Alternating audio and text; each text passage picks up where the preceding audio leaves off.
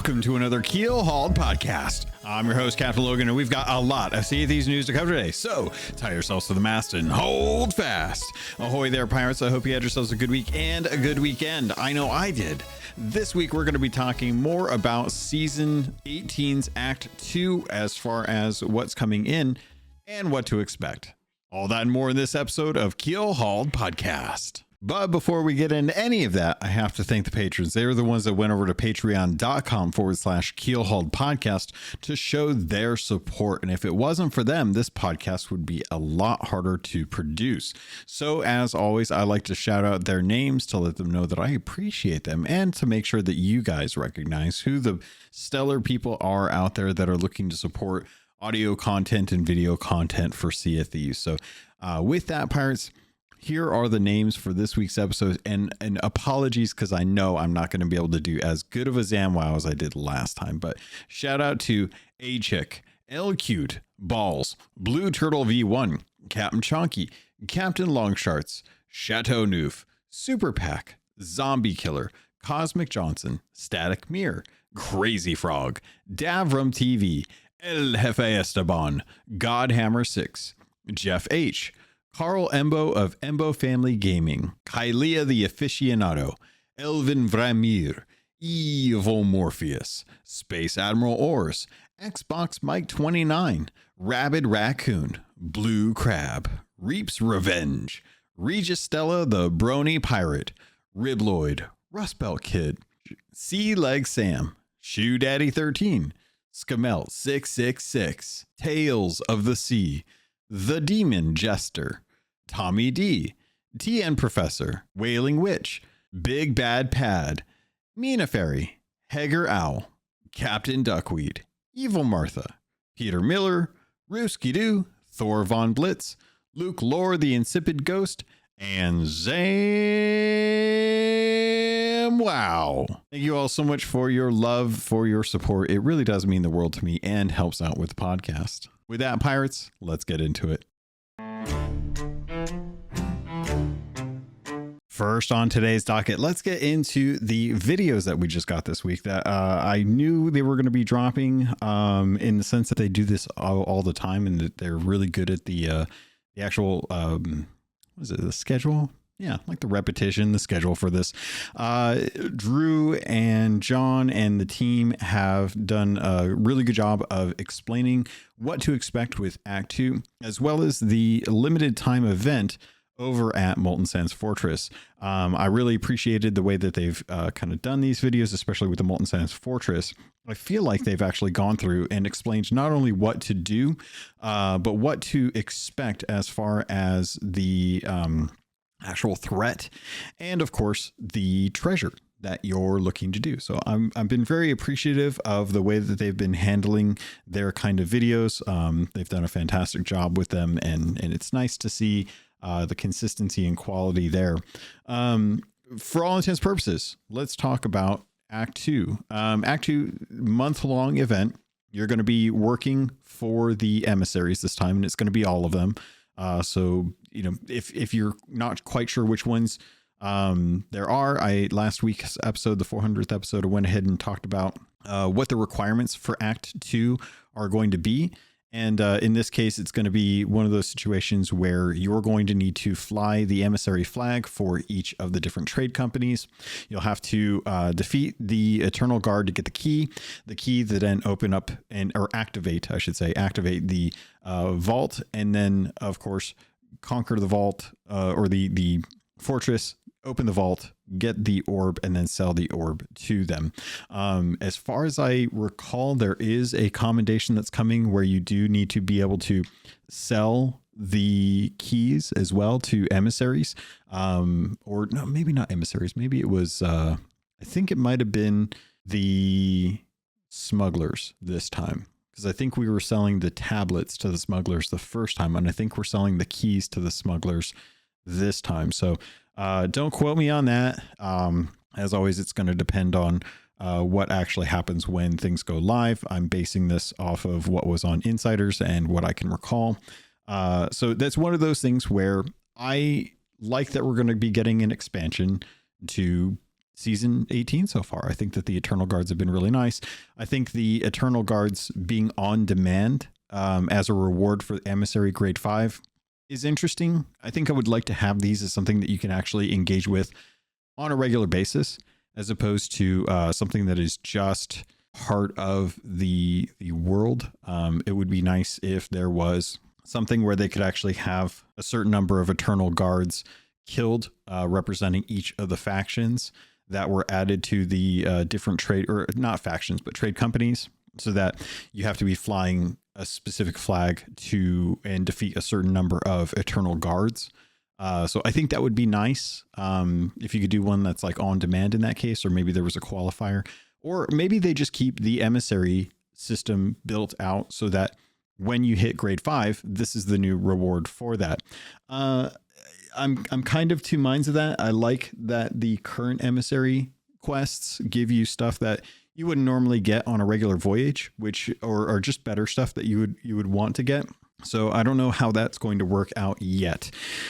Because right now, if you go and get an emissary grade 5, there's a quest that you can actually get from the emissaries. And if you dive away from the server or you drop your emissary flag, you lose it if you've claimed it. But if you take it and you actually go out and actually complete it, then you'll get quite the boon of treasure. And that's something that, to be perfectly honest, I generally forget about. I don't really think about that too often. And usually by the time I go over to the actual emissary, because at this point we're always going to the sovereign tent. We're always just turning in stuff into the sovereign tent. So it's rare for me to go over to the actual emissary on the actual outposts to then like talk to them. So it's kind of interesting how that works. It makes me wonder if it might be better to just allow us to get the grade, or to be able to access the voyage from the actual voyage table once you hit grade 5. So that way, when you're out and about and you're actually hitting grade 5, then you have that opened up to you. You don't have to stop what you're doing or sail to an outpost and then turn in your loot and then obviously go talk to the emissary to go actually like pick up the quest.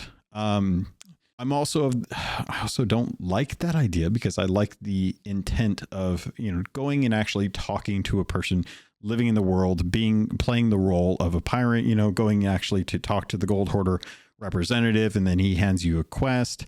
Something about that still feels very kind of like, okay, it's one step removed from just getting it, but it adds a little bit of, I don't know, immersion. I guess immersion would be the best way to kind of describe the intent. So I don't know. How do you guys feel about that? Is the emissary, is like the emissary voyage like something that you think about? Is that something that you look forward to? Or do you even do emissaries in that way? Like, are you trying to get emissary grade 5 to get the most that you can? Or are you looking to get emissary grade 5 so you can get that voyage? I'm very interested to kind of hear like how folks like to engage with that. Because I don't know if that's a system, much like with the quest board. I don't know if that's a system that a lot of people are engaging with. Now, I imagine for those that are still working on levels, or they want the gold, then there's a good chance that could be something that they're actually working towards. But I am very curious to kind of understand, like, where do you fall in that emissary system? But regardless, the way that the Molten Sands Fortress event is going to work out is you do have to be an emissary. You do have to hit grade 5 with that emissary. And you do need to go and actually talk to one of the representatives to get this voyage, so that you can then go and hunt down one of the Eternal Guards. Once you get to the Eternal Guard and you defeat them, which hopefully everyone's had an opportunity to get, had some fun with that, have an opportunity to actually like go and fight them. They're a lot of fun. I really appreciate that fight. You'll then get a special Molten Sands key. And the Molten Sands key is what you will actually use to then go to Molten Sands Fortress out in the Devil's Roar and open or activate that fort. Like I mentioned last week, there is a new table, a ritual table out there, much like many of the other ancients tables that we've had. And you go put the key in there, you light the flames, and it activates the actual vault.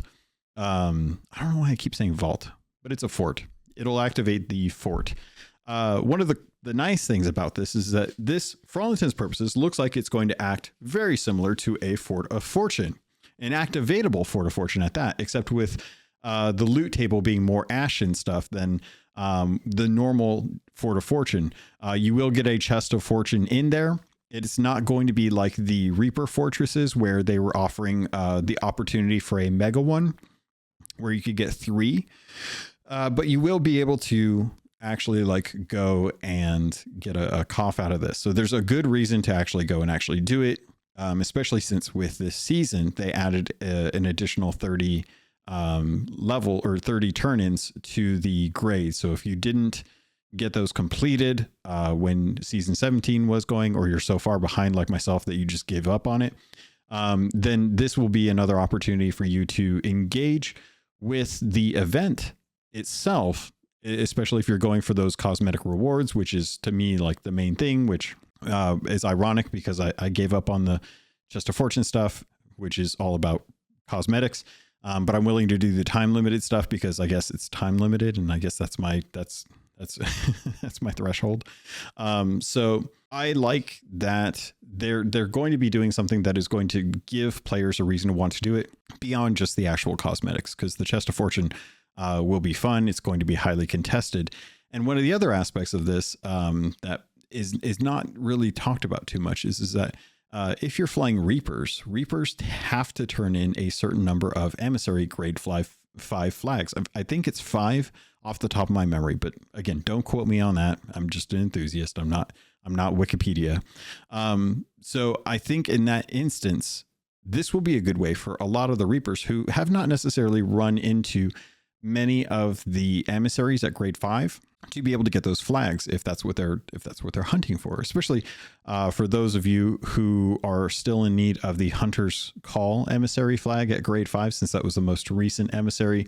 Not many people, unless you're out there hunting ancient megalodons, are still sporting the Hunter's Call emissary. In fact, I rarely actually see them all that much. But it is one of those things this is going to increase that opportunity. And I think that's great because it would be nice to have a means of getting those knocked out in a way that is going to be much more deterministic than before. I could be saying that wrong.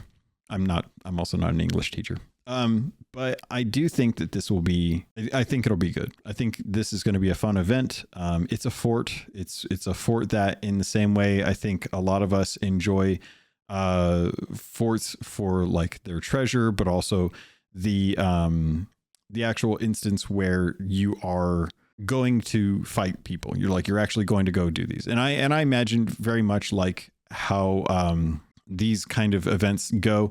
We will most likely run into the instance where at first they're going to be very busy, very, very contested. Everyone's going to have a hard time fighting for them. People are going to actually come back after they sink. And then eventually what will happen is you'll actually run into that instance where people are going to get them done. Once they get them done, the people that didn't care about the fighting and just cared about the cosmetics are going to be over it, and they'll go back to doing whatever they're working on towards other commendations. But in this instance, I think that'll be okay.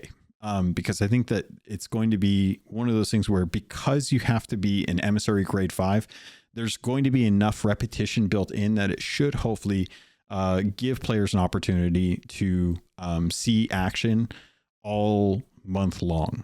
Having to do it for 6 different trade companies and having to have emissary grade 5, having the loot be as valuable as it is, not only with the Chest of Fortune, but we haven't even really talked about the orb itself. I don't know exactly how much it's worth. I've heard that it is going to be 50,000 gold, which puts it up there with I think it's the Box of Wondrous Secrets that is 50,000. I can't quite remember how much the Box of Wondrous Secrets is. I think I've only ever seen like 2 of them. And I think both of them were as a result of the gold Voyage of Luck. So I think that's the only thing that's actually 50,000 anymore. I still maintain that the skeleton camps being 20,000 is crazy, but I'm totally fine with it because it helps me get my insiders requests or my insider weeks done. Which, by the way, how many of you guys actually got your insider reward knocked out last week? Did you remember? Did you actually go and actually get it done? I hope you did. If you didn't, then this is your reminder for this week. But make sure you guys are doing that. Make sure you guys are going out, get that skeleton camp, get that orb. That's all you need to do. You don't have to do it in high seas. You can do it in safer seas. You can do it in high seas. You can do it wherever you want in insiders. You can do it in a rowboat if you really want, but all you really need is 20,000 gold turned in anywhere. Doesn't matter where, doesn't matter to who or how long or whatever. All you have to do is get 20,000 gold turned in and you'll get that credit for the week. So going back to Molten Sands Fortress, I think they've done a good job of kind of working out like how they need to kind of draw people in. There's going to be a little bit of time, so people are going to be staggered, which is nice because it's not going to be one of those things where everyone has like they just go and actually turn it on and keep doing it. You actually have to go get to grade 5, get the voyage, kill the Eternal Guard, and then go use the key on the Molten Sands Fortress. Now, the only way you're really going to benefit from this, if you're looking to get multiple, is if you actually go and steal them. But that's not going to do you any good for getting credit towards the different trade companies. So you will probably want to go get your emissary flag, get it up to grade 5, get the voyage, and then go do the actual Molten Sands, turn it in, drop the flag, pick up another emissary flag, and then you'll be able to get another one after that. But it's going to be kind of interesting. I'll be very curious to see how many people are able to get them all done, especially with this being a time limited event. You really only have the 4 weeks to be able to get this. And for casual folks, this might actually be kind of tough, because not only do you have to get to grade 5, but you also have to get the voyage, kill the Eternal Guard, and then actually go complete the fortress itself, and then go sell the actual fortress. So it's not even just a matter of like what you have to do. You actually have to. You really got to get a lot done. So with 6 trade companies, you're going to have to do at least 2 trade companies in 1 week if you're trying to do just one a week. So it's going to be quite a time sink. So definitely make sure you're paying attention to that. One thing that is nice about this, though, one thing that I will say that I appreciate that Rare did, is that all of the trade companies, their emissary values are going to be increased. So what that means is that anything that you pick up, anything that you put on your boat, anything that you turn in is going to count more towards your actual grades. I don't know if that necessarily means that you'll get the increase on the actual gold value of it. That remains to be seen.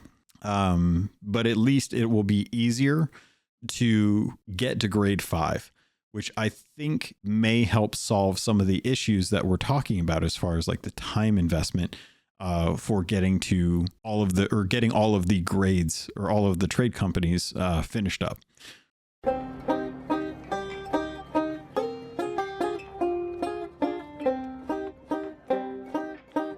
So what are you getting if you actually do all of this? Say that you manage to get all of the trade companies knocked out and you get all the orbs turned in and whatnot. What is the time limited rewards that you're getting? And then in this case, it's going to be ship crests. Now, I was initially kind of not happy with the decision that they made to give these ship crests for each of the trade companies as the time limited reward. And a lot of that came from the sense of wanting there to be fairness when it comes to trade companies and the stuff that we've gotten in the past. Currently, there's ship cosmetics that you can get for your ship for each of the trade companies through the emissary ledger rewards.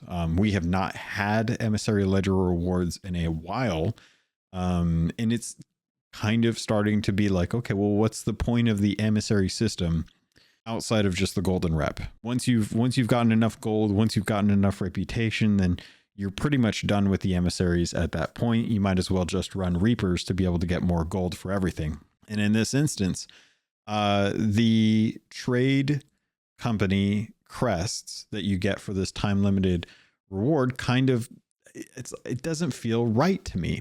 And I was trying to think of like, well, what would be a good instance? And the reason why it doesn't feel good is because I know that you can go through all of the emissaries at any point during the game. You can go in, and if you start today, you get an emissary flag and you want to start working towards those rewards, you can. You can absolutely do it. Every single month you can go through, you can hit into the top tiers of the emissary ledgers and you'll get the rewards. And then it'll just progress each month until you're caught up.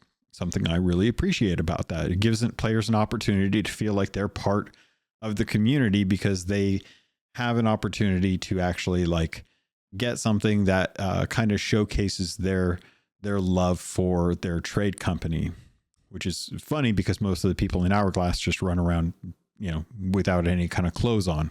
So looking at the rewards for this and thinking this is a time limited event, why are they giving emissary ledger rewards as the time limited thing in this instance? From my perspective, I'm like, well, this should be something that's awarded through the emissaries because that's something that they've done. They've offered trade company ship liveries as rewards for the emissaries. We haven't had any emissary rewards, so this just makes sense to me.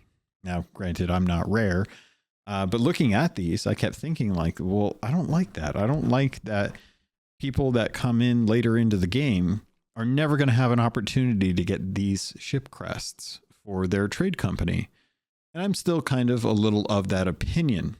But then I saw the conversation happening in the Discord, and it was brought up that ship crests were something that we do currently have. So I went digging and digging and digging, and I was like, I can't find these in the emissary rewards. Why are they not listed with the other ship parts in the emissary ledger rewards, right?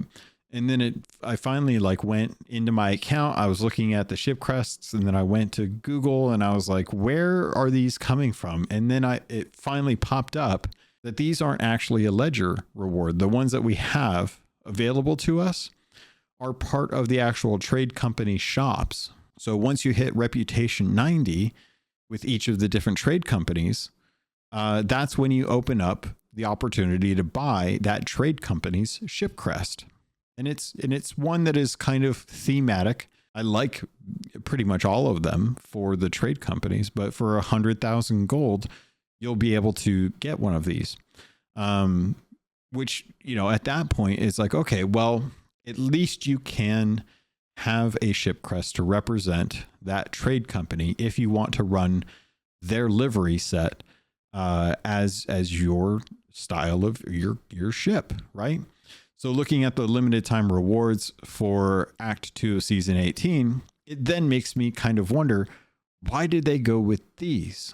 These are just, we have had emissaries, and the crests that we had were brought into the game about 2 years ago. So why go back and add additional crests when we already have representation for them in the game? Especially when I think of past time limited events, even just like the last event that we had in Season 17 with the smugglers, with the heist. The pictures that we had were blueprints of the actual sea forts. And once I had spoken with the Gold Hoarders, it was at that point that I was like, yeah, okay, I buy that the blueprints would have been something that you would have wanted to have for a heist. You wanted to plan out your escape. You wanted to know the layout of the actual sea fort. I get it. And I appreciate that they put that kind of time and thought into the development of those little time limited trinkets. So then I look at the rewards for this one, and I'm thinking, well, we're going to Molten Sands Fortress. We're activating it after killing an Eternal Guard. There's no representation of Season 18's Act 2 in the time limited rewards. It's literally just stuff that I expected to be in the ledgers. So my question to Rare is, why didn't we get something like a little Eternal Guard plushie that you could put on your shelf next to all the other little plushies that we've collected over the years. Why didn't we get like a little trinket that is like a miniature version of Molten Sands Fortress? You know, and if you go and you interact with it, you know, every time you adjust it, the rumbling of adjusting the little trinket causes it to erupt. And you have like little meteors come out, or little you know, lava balls come out of the mini trinket of Molten Sands Fortress. Like, those to me represent Act 2 of Season 18 far better than the ship crests that we're getting for each of the different trade companies. Because when people go and look at it, they're going to think, oh, well, that's an emissary thing. That's a trade company reward. That's not a Season 18 I was there little plushie of the Eternal Guard. So I'm kind of wondering at that point, I'm like, okay, well, I guess what they had to do was they had to try and do something that required more time investment. Okay, well, let's have everyone do the Molten Sands Fortress after killing an Eternal Guard after they hit grade 5 with their trade company emissary.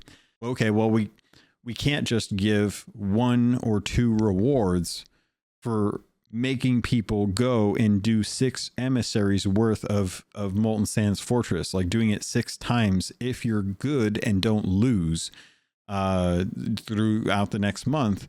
We can't just give them 2 rewards. So how do we manage that? And I'm like, well, we're going to have to probably tie it to the actual trade companies at that point. So thinking about it, I see why Rare probably wanted to go with the ship crests as a way to try and reward the people who invested the time, at least with one of the emissaries that they got done, or all of the emissaries if they had all of them taken care of. But it still feels weird to me, at least, that the Act 2 time limited rewards have zero connection to what we're actually doing to get them, much in a way that doesn't connect with what we did for Season 17. You know, if people look at Season 17's trinkets and they see like a couple of blueprints, that's going to spark a story. That's going to spark a story of, oh yeah, that was a season that was really easy. We just went in, grabbed the picture that we needed, one extra one, went to smugglers, turned it in, and then delivered the actual painting, the one that was needed, to the smuggler over on Crook's Hollow. I am interested to hear how you all feel about this, though. I imagine that many people probably will be just fine getting some new ship crests for their ship, especially ones that kind of align with the trade company that they enjoy the most. But I am always going to think about the fact that we couldn't have had another little plushie or something else to kind of commemorate Season 18.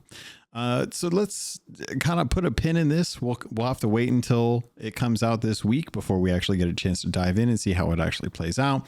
And if you're looking to get this done and you're having trouble with it, I would definitely say that waiting a little bit after everyone's kind of gotten theirs knocked out is going to be kind of the way to kind of have a better chance, I would say, of not having to worry so much about it being as contested. Because if it's anything like the last time we had like the Reaper Fortresses or the Heist, people tend to stop doing them after a while once they've had their fill and they go do other stuff. Next on today's docket, let's talk about some of the stuff that's coming in with this update. Daryl was nice enough to go into the particulars with us and actually talked about some of the stuff that's coming over as a result of the Emporium, as well as the shops themselves. So the shops themselves are actually going to get a Palm Resolute hull, flag, and sails, which is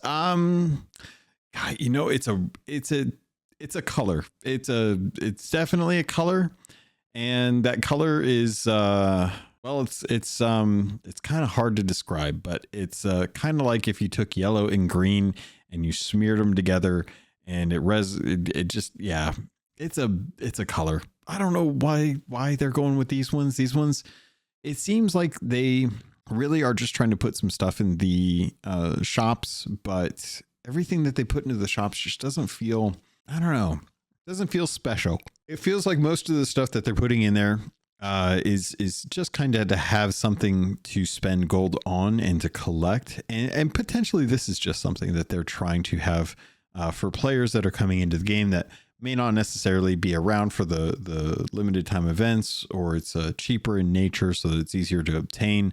And then the really flashy stuff is stuff that you obtain later on in the game. But it is one of those situations where I'm at least glad that they are adding stuff. I'd much rather they add stuff than, don't add stuff. But with this, it's strange. It's an odd color. I really can't even describe what this color is, but it is like a greenish yellow, whatever that is. There was I remember when I was much younger, we had like the Crayola crayons, and they had the ones where they're like, it has 128 colors, and you get in there and you look in, and there's like one that's called green yellow, and then there's one that's called yellow green, and you're like, is there a difference between these two? Is it just like one's kind of nudged over on the line that's halfway between green and yellow to the green side, and then the other one's just the opposite of that? Because that's what this kind of reminds me of, is the color is just strange. The sails themselves have a palm tree on them with some symbols around them in kind of a half circle that remind me of kind of the ancients etching around them. So I don't know. It's something that we'll have in the store. So I guess if that's something that you're hoping to just add to the collection, you'll have that opportunity.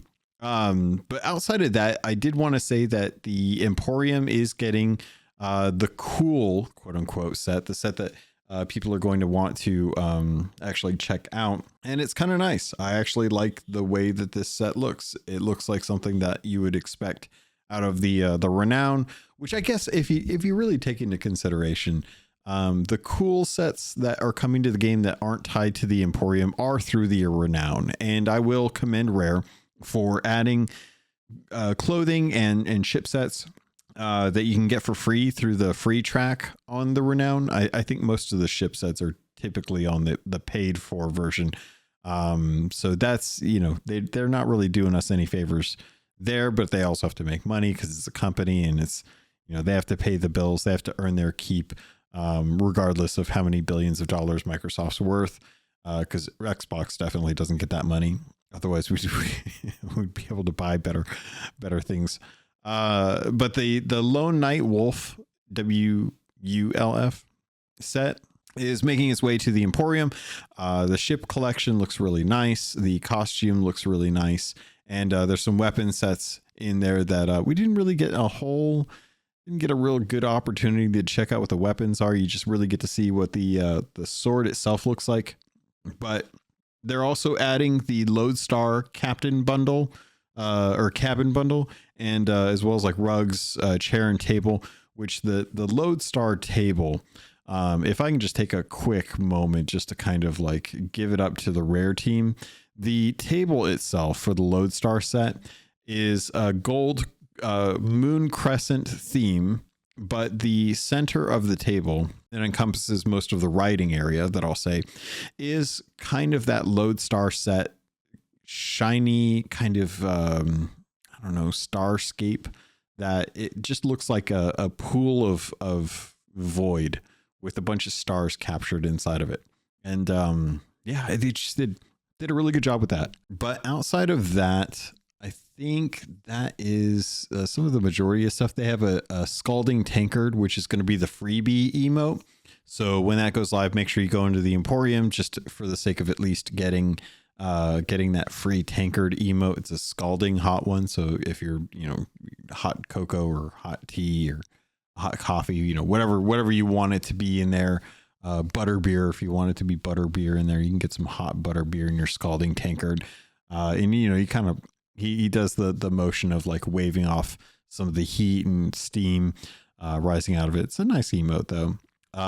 But outside of that, there's the Scarlet Stack sales that I talked about last week, with regard to being able to get the Pringles cans and the code associated with that.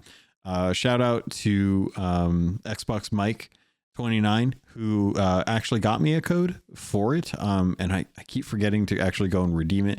But he was nice enough. He had an extra code. He got that. I know some other folks are trying to get them. We're still trying to get them for others who want to have it for their collection. Even if it's not something that really is in comparison to like the Oreo set, it's going to be one of those things that people are just going to want to have. I'm kind of bummed out because I don't know what the heck was supposed to be for the Warcraft or the Fallout or the Outer Worlds stuff, but I was still wanting that. Cause I mean, those are all games I'm invested in. But outside of that, the community weekend is coming up, and I gotta say, I like the flag this time. I like the flag. It's I don't even know. It's a diamond print with a white and a beige, like an eggshell, and kind of a gold copperish tone. Community people on it with a black edge on the end of it, and I don't know. I think this is one of the prettiest community flags that we've had. It'll be very interesting to see what the naming scheme of this is, as the continuity between season flags in as far as their naming convention has been atrocious and devil may care at best. So we'll have to see how the 18 turns out. But there's also going to be a rising tide emote that comes along with that, as well as a community double barrel pistol. I'm not entirely sure what the double barrel pistol set is, but looking at the actual like video itself, it does kind of look like a Twilight Hunter theme. So don't if you're not into that theme, don't go into it hoping that it's something that's going to be amazing. Just expect it to be it's going to be something that's kind of in there. So outside of that, trying to think what else there is. Gosh, I'm trying to think if there's anything else to really go over. I did talk about the song that's coming. We have the Emporium sale for the pets that's coming out later on. And that's about it. It's a pretty par for the course update. We have some expansions to some of the ship sets. We have a new ship set and costume and weapon set in the Emporiums. We have the community weekend coming up with the login bonus for the flag, the pop-up plunder, what am I thinking here? What else? What else are we getting? The pistol and the title. That's going to kick off on the 31st. The update itself goes live on the 22nd, this Thursday. And I think that's about it. Pirates, we're going to have to wait until the actual patch notes come out, because at this point, that's all that's really going on. A lot of folks are just kind of chilling at this point. If you head over to Twitch, you take a look at like all of the normal streamers, all the Sea of Thieves partners and stuff, they are all either playing Arc Raiders or Hightail or what was the other thing? There was something else. I saw someone else playing something else, and now I'm blanking on what it was. And of course, it's like the middle of the night, so they're not actually playing that, or they're live at all. But there are still some faithfuls out there, or not faithfuls. I shouldn't say faithfuls. It's not like the partners aren't faithful. But there are some diehards that are still out there going around doing PvP, doing Hourglass and stuff like that. So if you're looking for folks to watch to play Sea of Thieves, or who are playing Sea of Thieves, there are still some streamers out there. It's just going to be one of those things, like it's the middle of the night on a Sunday night. A lot of folks do actually have tomorrow off. I do not have tomorrow off, but I will say that the Twitch numbers for Sea of Thieves are way down. All probably because everyone's just waiting for that refresh. They're just waiting for season 18 act 2 to kind of kick off, when we get an opportunity to kind of jump in and actually check out the new content. So let me know what you guys think. Are you looking forward to community weekend? If so, is a double barrel pistol the thing that you wanted? And if so, are you seeking help with just like professional help? It's probably best if that's what you're looking for. I don't know anyone that likes that gun or wants it. And it feels it feels like they really needed to figure something else out with it, because I think it just does not have a place in the kind of meta. I really don't. I think PvE, everyone's using throwing knives and blow darts. PvP, I think everyone's just kind of using the normal like blunderbuss, eye of reach, in hourglass, or swords and probably honestly like flintlock pistol, or eye of reach with for like straight PvP. So I don't know where the double pistol is in the scheme of things. I kind of feel bad for the team because it seems like they invested a fair amount of time in that weapon, and it's just not it. That's just not it to me. But it's okay, because at the end of the day, it doesn't matter. We still have all of the tools that we currently had at the beginning of the game, even if we aren't allowed to wield all of them at the same time like we did back in the beta, because boy howdy, that was a game breaking. But I also was totally fine with being able to have like my eye of reach, my blunderbuss, my flintlock, and my sword all on me at the same time, and being able to swap between all of them just with the scroll wheel. Fantastic. Miss those days. That was fun. We had a lot of fun back then. So I think that should just about do it. Yeah, covered a lot of the stuff last week. So next week, we will talk about the actual event itself, how it is playing out, if people are enjoying it, if they're not, any kind of tips or tricks that I might learn from playing it or listening or watching people. So we'll have to see. I am looking forward to adventure PvP, as that tends to be my favorite means of PvPing, because there's just more. Yeah, I don't know. You don't get to really like. You never know what's going to happen. And I love the variable. I love the chaotic aspect of that. Whereas Hourglass is just like, oh, okay, we're playing chess. That's what we're doing. We're playing chess. I don't like chess. I like Connect 4. And I don't know. I feel like adventure PvP is like Guess Who. You don't really know. Like, it's the game of life. It's not even intended to be something that makes sense or works out. It's just one of those games that we just happen to have in the closet, and we pull down whenever anyone's like going to have a party, and we're just like, yeah, we'll just pull out the games and put those on there. Adventure PvP is very much the Cards Against Humanity gameplay style. So I think that may have to do it. Yeah, let's get out of here.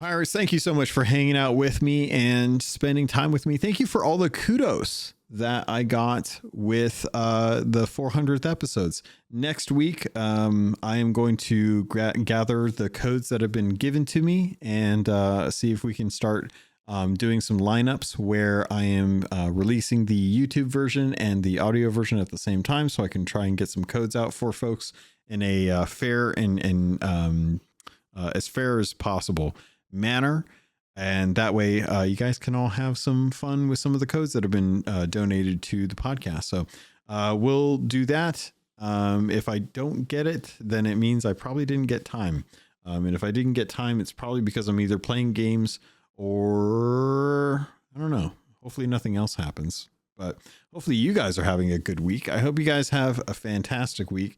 If you have any questions, comments, concerns, as always, feel free to reach out to me on Discord or through email. Those are probably going to be the easiest ways to get in touch with me. So yeah, let's have ourselves a good week. Give Rare the best if they manage to have this update come out, and no issues, because I think that's always the hope. Day one release, no issues, no loss of reputation or gold. Let's like hope that that's not something that we have to worry about. All right, Pirates, that's going to do it. So, as always, thank you so much, for listening. We will get you guys out of here. And with that, Pirates, thank you. I love you. And I look forward to sailing with you on the Sea of Thieves.